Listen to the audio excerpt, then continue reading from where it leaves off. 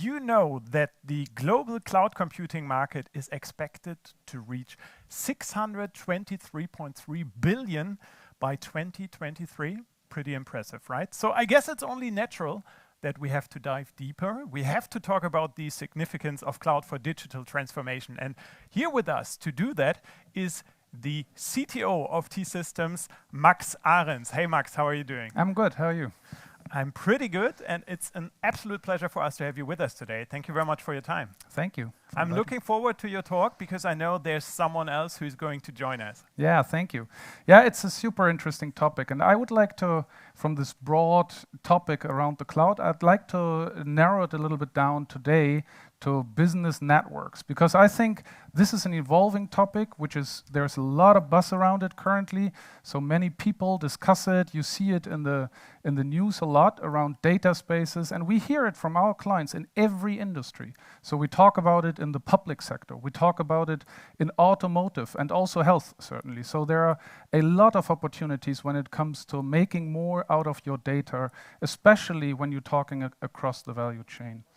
And I think in Europe, we have some specific situations, and that's why I'm extremely happy that Paige is with us today from SAP to discuss that topic, because we are two European companies, and so we have a special European angle also on the topic.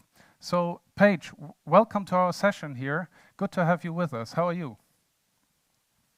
Max, I'm good, thank you. And thanks for having me here today. Very excited. Super interesting topic, as always, to discuss. In a different times, I would hope I would also be on the couch, but this will do, right? It just shows we are anyhow moving into a network space. When in the times of separation, collaboration and networks become even more important than ever before. Yeah. So thanks for having me. Yeah, great. And next time we'll meet on the couch, and then, you know, the thing you missed, which we all had to do, is the corona test, which is not a pleasure. So at least that one you missed. So you are the perfect person from SAP to talk about it, right? Because you are the senior vice president and head of the digital supply chain of the business network side of SAP. So this is really good. So you heard my intro, right? Talking about the importance of these of the data economy and the impact that it has on the industry, which is, you know, only in Europe above 400 billion euros. So what's your view on that from the SAP side? How can you what do you do in terms of, from SAP to help the clients to leverage that potential? Yeah, so that's also a very a strategic topic these days, very much at SAP. If we look at today as a world, I mean, everyone's talking about data here, right? Data as the connectivity tissue, and the idea of this insight to action, and this whole, I would also say, the intelligence to control. And then everything hinders around that, the willingness of sharing data, as we can all realize that we all would like data, we would like this insight, but when it comes to sharing data with others, it becomes an interesting topic for many operations. So the willingness to share with whom to share with and what sorts of data to share is always on people's mind, and also in a lot of the thought leadership around the industry. So from SAP, that we come from the enterprise, the enabling companies to run better, to operate the end-to-end their business processes from the front office to the back office. But as we realize today, the world economy is moving into very much the network economy, right? So when we look at the supply chain, is no longer with our one tier of suppliers. We need much N-tier visibility. When we talk about new business models, as we move into the industry 4.0 states, that we need a platform to be able to collaborate on digital threats. We need to be able to enable the smart products, smart assets, to be able to actually move to collaborate on those things. And then we need logistics to connect it all, whether it's downstream from supply or or it's reaching my demand chain to my customers. So if we would throw that slide we showed briefly just now at SAP, that we have this quite famous hamburger slide. If I don't know if everybody can see it, it's to really showing that how we are elevating from the enterprise view to the network view for that multi-enterprise resilience and agility. So with that, we even create a new business unit. So if we zoom into the slide, it's actually coming from our intelligent enterprise. Now we're moving towards the network of intelligent enterprises. Yeah, this is what we call as the famous hamburger slide of SAP. So coming from the core of understanding business processes, now we elevate it, create a layer on top that is business network. So my unit is actually pulled from all aspects of the LOBs that formed in October last year, that we really have this aspiration to connect, whether it's designed to operate in supply chain or lead to cash or procure to pay, and really to orchestrate this end-to-end data flow and business process flow. And the whole point is that we realize in especially 2020 with the COVID-19 and Brexit and a lot of the world events, it's highlighting that companies can no longer succeed alone. When we do business, we rely on incredible ecosystems and platform and different technology to help us to get there. So that is why it's very important that we elevated from the enterprise to the network of intelligent enterprises. And you see that that companies like SAP, we work with different partners to achieve that. And you see customer evolving into much more standard way of addressing such a visibility and agility topics, and as well as forming different alliances in different industry. And Max, you mentioned a little bit about our Automotive Alliance. There are other industries, for example, in the CP industry for the material traceability and the things. There are a lot of these needs to bring these kind of central data sharing for that much needed control and intelligence back into the enterprise. Thank you. I think some very interesting points you made there, right? I think when it comes to the trust that is so fundamental to build out these networks, right? I want to add on a few thoughts on that, because I think, how does the technology and the trust work together to make these networks possible? And I think going back a little bit and looking at why is the cloud so important to get that done? And I think the cloud is so important because it is, on the one hand side, a place where companies bring their data together, but on the other hand also, these are large ecosystems, so you can more easily interconnect them with other clients, which is a technical hurdle which needs to be taken. On the other hand, the trust aspect is, I think, equally important. As you mentioned, right, the concept of sharing data and getting more out of it is nothing new, but making it available in a controlled way is really what makes the difference, because only if you make it available in a controlled way, you can do it on a per use case basis and then kind of get the value for that use case out of the data. And I think especially that's why the Automotive Alliance is an interesting example where we are both working in, where we talk about the automobile industry across the different parts of the supply chain, as well as the different OEMs working together, and there are so tangible use cases where you can immediately see the value. And I would just give one example, which is around a collaborative root cause analysis. So you have the challenge that you have a defect in the end product, and you need to identify where's the problem, which in a mechanical world is kind of controllable because you have mechanical assets but in a digital world where the defect may well be in the digital part of your product, you have much more agile cycles of product renewals, right? So basically every other week there can be an update, and the parts of the system are highly interdependent. So it's a very kind of complex environment. And so then figuring out the batch of vehicles that you need to call back to repair essentially is much more difficult, but it creates, it's immediately obvious how much value there is if you bring for this use case the data together and then make it available and kind of narrow that batch down, because that's kind of, you can calculate it easily with the savings you get compared to a broader approach. So, and when you look at the technology side of the thing, I think it leads towards two things that we kind of build on and that we need to make available in order to make these networks a success. The first thing is they need to be distributed. You need to have a choice. You need to have a choice of the cloud platform you're choosing.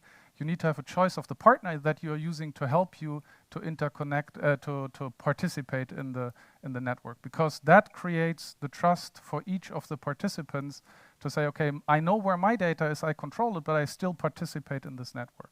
And I think this multi-cloud strategy that we embark on for our clients and the same way on SAP sides is very much a good answer to that problem. And the second part is where we need to be able to connect also smaller companies towards these networks to make it a true cross-ecosystem approach, right? Because the OEMs in the automotive case, or the large multinational companies, they have a lot of capabilities there by themselves to build these things, but the smaller ones that you need to connect in order to get the data value out need to have partners that actually establish the connection to these networks. And that's exactly also where we as T-Systems play a role by helping clients get in these networks, helping clients in their cloud adoption strategy to be ready to become part of these networks, and then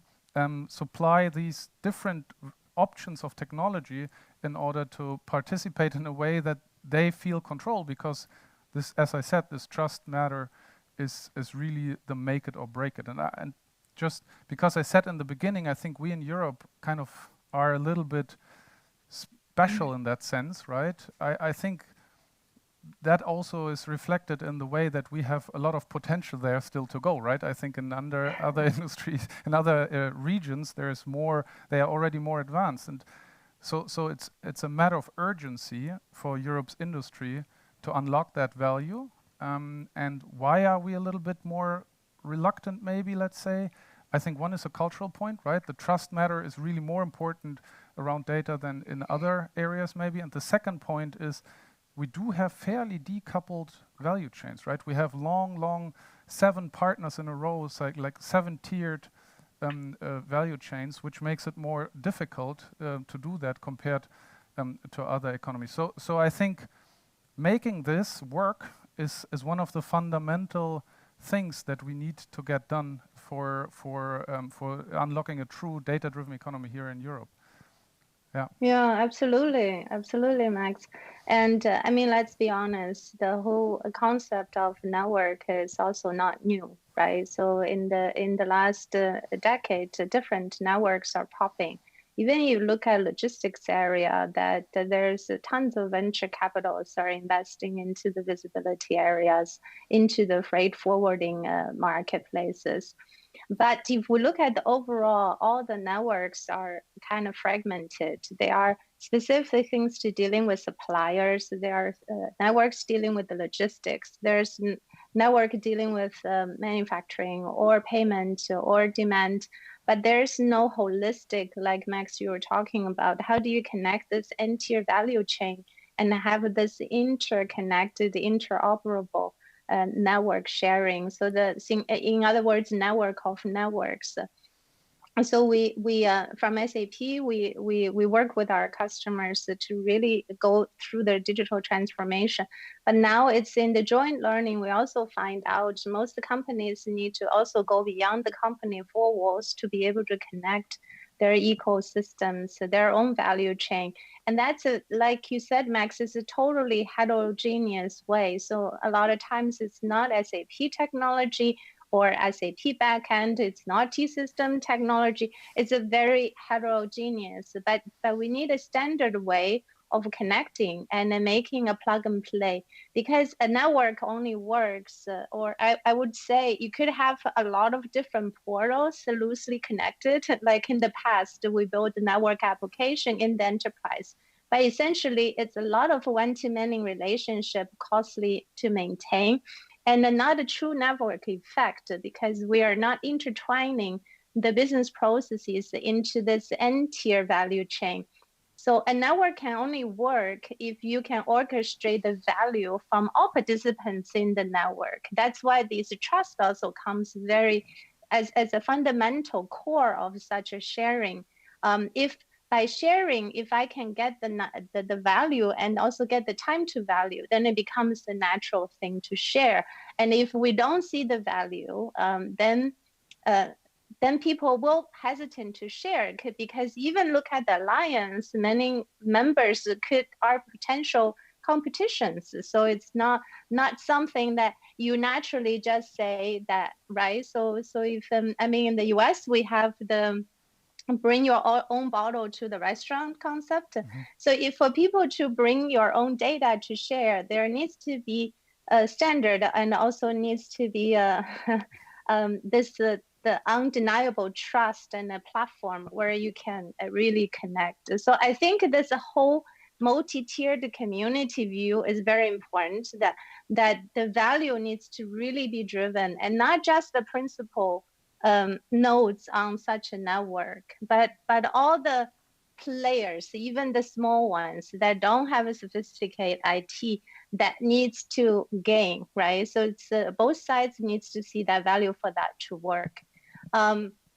We, at SAP, we came from the largest procurement network where we acquired several years ago with the Ariba network. So maybe some of you already know about it. And now we also have in the supply chain area organically built our SD Intelligence network to be the digital twin exchange platform for new business asset and equipment as a services. We have a logistic network that's very much a network interconnecting different regional networks, different modes networks, different visibility network as aggregation of access.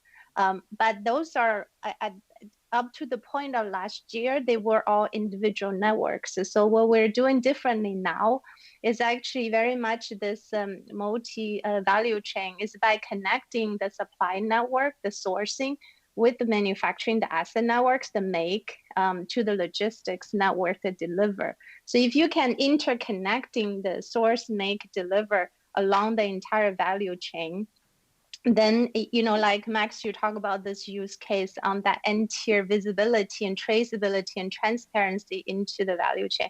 That would be something that we could help.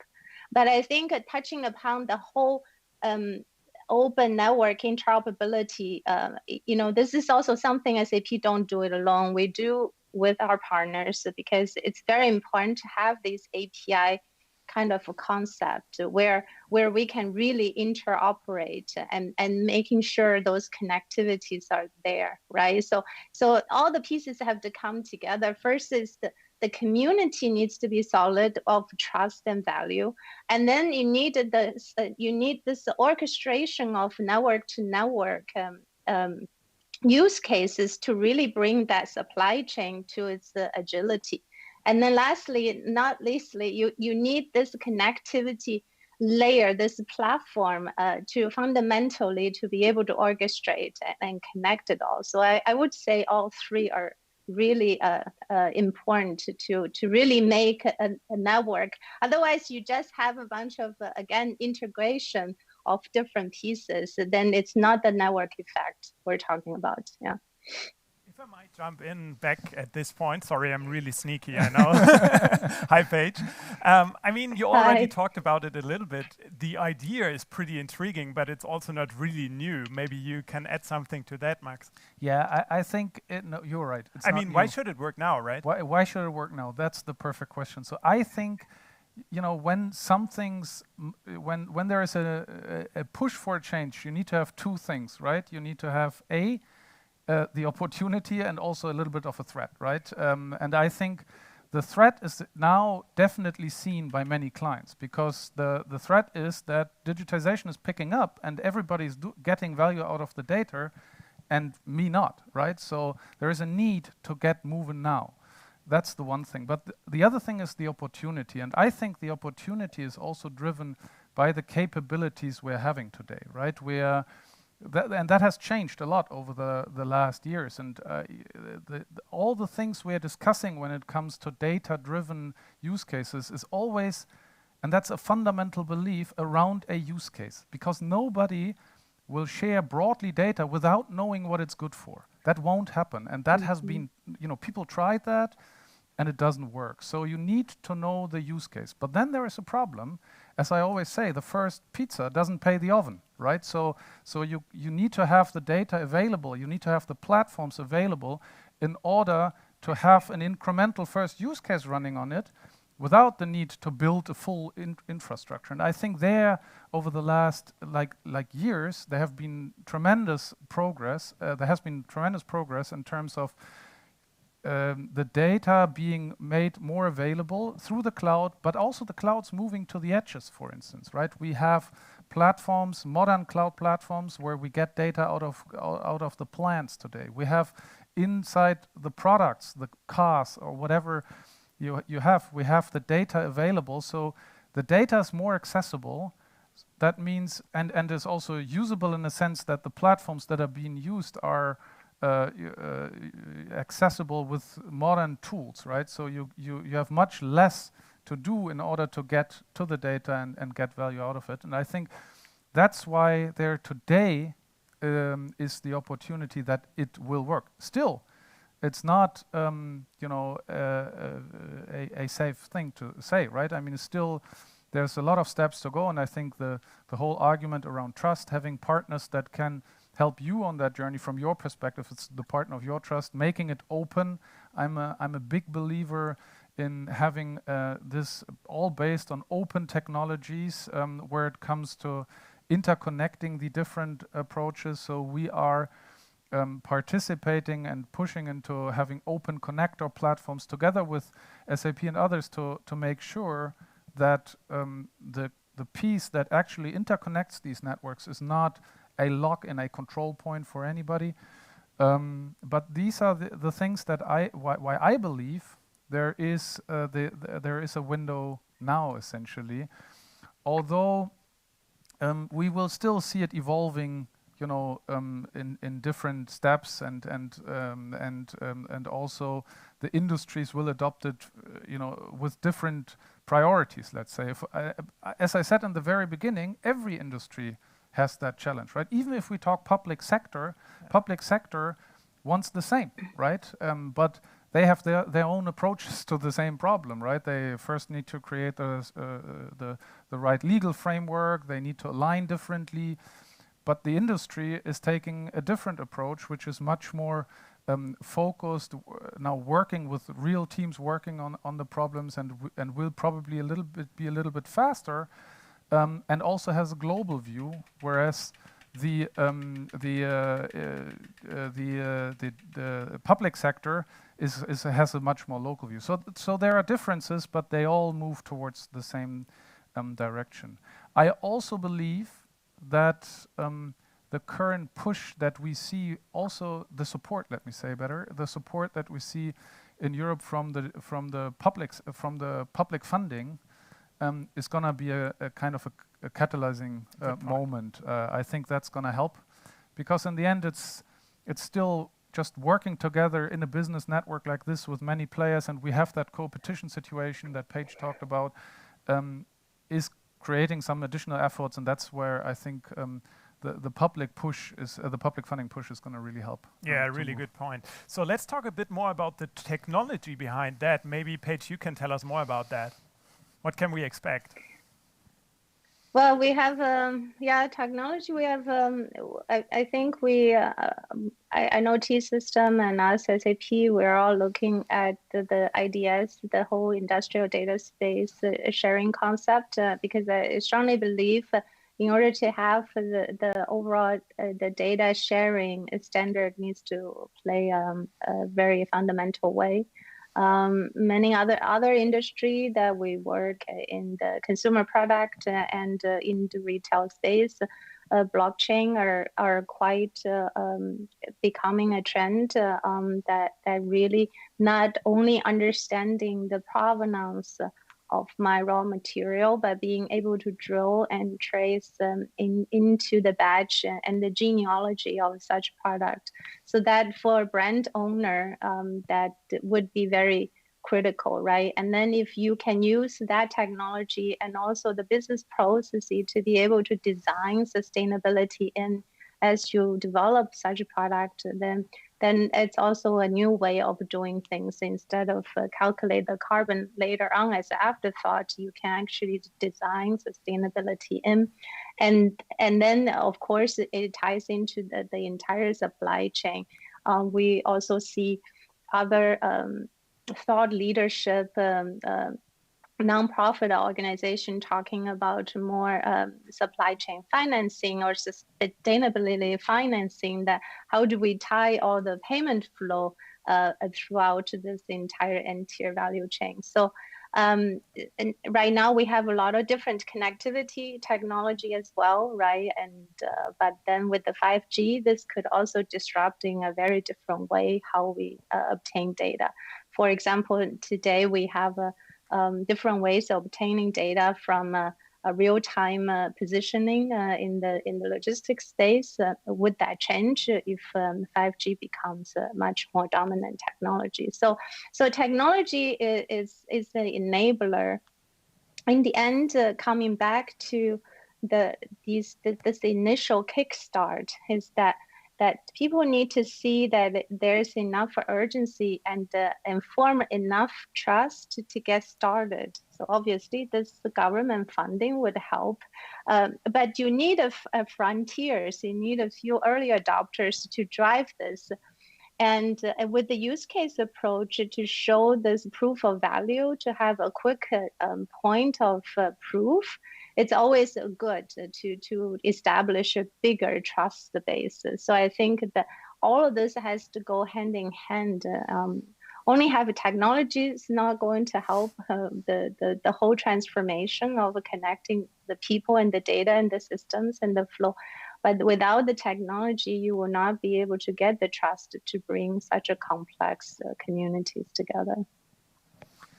I guess you have something to add, right? Always. Yeah, so no, I fully agree to what Paige said, right? So there are a few technology elements that are important. I think the connector piece that Paige talked about, which is based on the International Data Spaces Association concept, that there are quite some companies now together pushing to make an open source implementation, a usable open source implementation available. That's number one. Number two is really having a multi-cloud approach underneath, meaning that these solutions run on the different clouds, because companies have a cloud strategy already, as I said, and I think that's a point of trust for them to not kind of be pushed into a different direction. So making everything we do in a multi-cloud environment workable is a second very important technical thing. The third thing is optionality, meaning also creating beyond the large hyperscale clouds also a way to have smaller footprint, like sovereign cloud deployments, which have a smaller footprint and can be used also in environments where you want to have real end-to-end control. That's why we work also together there with SAP on a sovereign cloud stack solution that can be used. And I think that is an important element when it comes to on the platform side, that you have the capability to use multiple and even have a sovereign addition to it. Number three is the connectivity piece that Paige talked about. I think it's very important that you have that, because data is where data is being produced, first of all, right? And the cloud deployments are moving to the edges, so we have more cloud capabilities, as I said, in the vehicles or on the oil plants and so on and so forth. But in order to get there, you need to have a high-performant, reliable and secure connectivity, and that's, I think, a third element. And then that's technology. Beyond that, in order to make it work, it's really important that you find the right use cases and drill in and make these available, also with the necessary SI, so system integrations capabilities. And I think there is one element that we haven't talked about yet that will help along quite a good way, is that many of our clients also have built up own capabilities in terms of the people that can work with data scientists and so on and so forth. So the understanding of what sits in the data is growing within the companies, which is kind of an important nucleus to make it work also in a network way, as we think is the real case for generating this huge value that sits in there. As I said in the beginning, more than 400 billion only in Europe, which is very significant, and that needs to be unlocked there. Yeah. We haven't talked about Gaia X yet. So what's the role of Gaia X? What would you say? Yeah, Gaia X is, I think, a central point where a lot of the community work around that can materialize. Because, as we said, there's this International Data Spaces Association. There are open source implementations. There are lots of activities, and certainly the whole work needs to find a common point where we can orchestrate that a little and make sure that we define common architectures, that we also define some common services that are needed to find each others in such a network.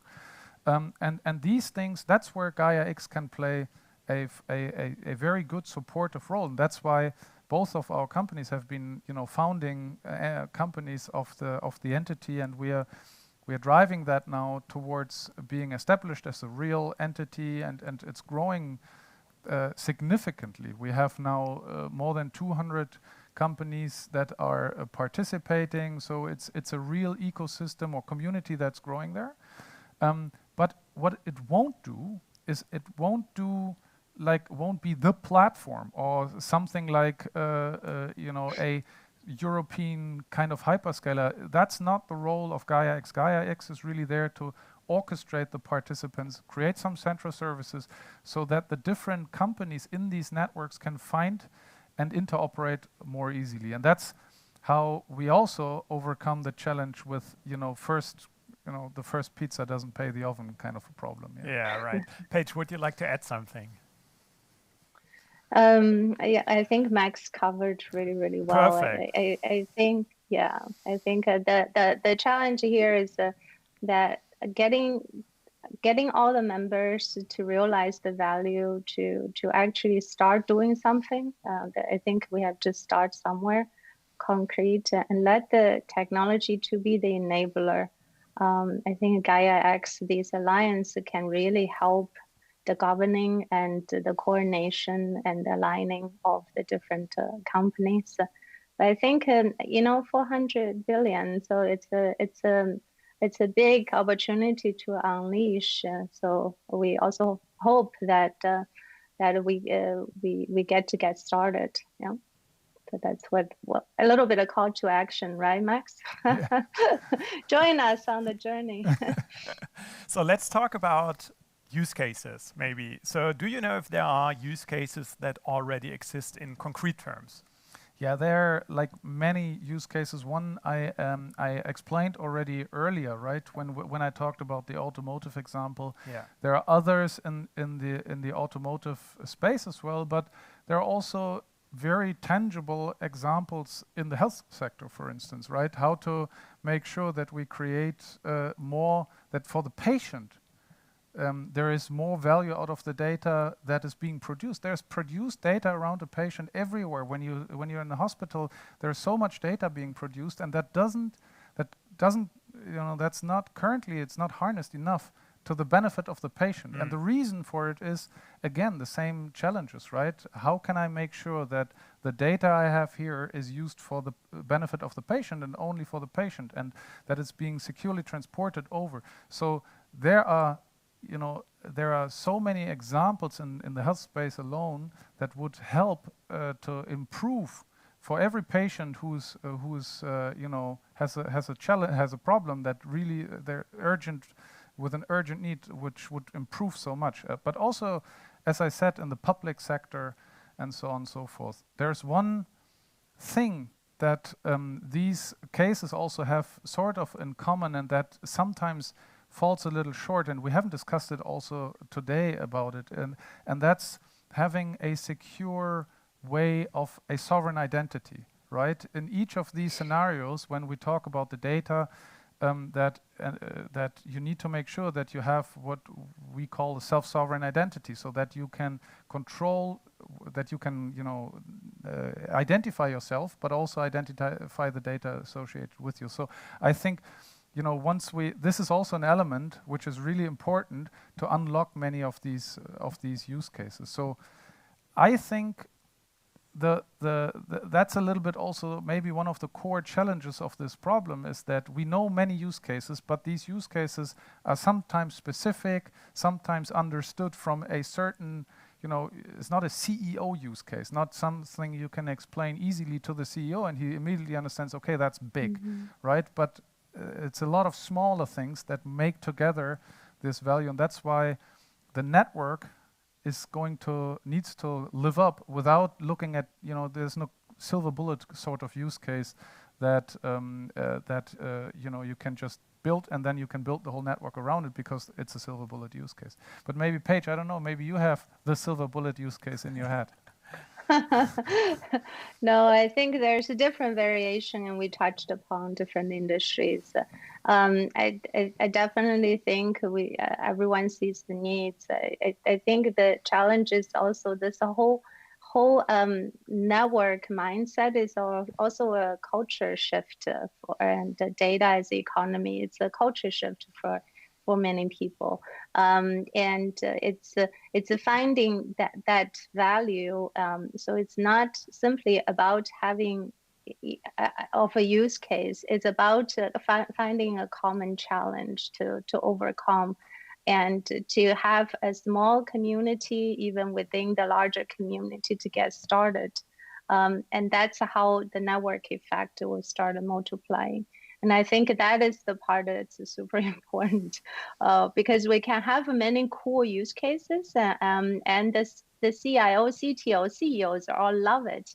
But we need the users, the business users, the line of business owners, the CPOs, and the others to really, the chief supply chain officer, to really see the value that is adding to their business, because then the rest becomes more natural. Yeah, so I think that's the thing. A lot about this is to me, it's also a culture shift that we will go. And I mean, people right now a little bit in the supply chain area, I know in other industry, there's a huge response to the so-called Amazon effect or the Alibaba effect. So people realize, yes, I have to do something. But then to how to do it, how to form a community to solve common problems together. And that's something we rapidly need to get to that point. All right. So Paige, I have one last question for you. So maybe it's a good idea to build a common independent platform here for sharing a supply chain data for the clients, because sharing and common use of data is becoming increasingly important, not only in the area of logistics, right? So what would you say about that? Yeah, so networking in nature is open. So we at SAP, we also have an open network of networks. So if you see, we in logistics days for SAP, we connect to multiple other networks to as this aggregation. For example, we have our Project 44, who is providing visibility data. We can connect to digital forwarders like the Uber Freight in the US and the Instafreight in Europe. And we have this API economy. Others can connect to our network and start providing value. I think that's also another shift, is that we need to move into much more of an open platform and much more interoperable. Even with SAP being the enterprise giant of for decades, we also realize that some of our dear customers don't use everything SAP. So we also wanted the network to extend their enterprise beyond their multi-supply chain visibility, even giving them that value in the network with or without them running their backend on SAP. So that's also a shift that I think starting from all the people like us or the technology providers or application providers of the world, we have to build things differently now, that we have to create things with that mindset that people will have its own, like Max talked about the multi-cloud infrastructure. I think customer will have a multi-cloud infrastructure. They will have heterogeneous enterprise systems. And we need a way to bring them together so they can unlock that value with each other. So we become that business network community. And I think that is that's the golden nugget we have to crack right now. And then of course it's not, you cannot do that alone, right? We will also need a few customers and partners to jump on to do it together. Well said, well said. So, Paige, thank you very much for joining us today. It was a pleasure for us to have you with us. Yeah, thank you, Paige. It was very good talking to you. And next time, we'll invite you here in our living room. But it was really good. And I really must say, this whole setup here, right, the whole discussion showed to me that there are a few things very clear, right? We have to take this industry angle, right? We work in industries to get these networks going. Number two is really the technology is there, but the involvement of the technology over the last year has been also probably the most important factor that we can get these things to life right now.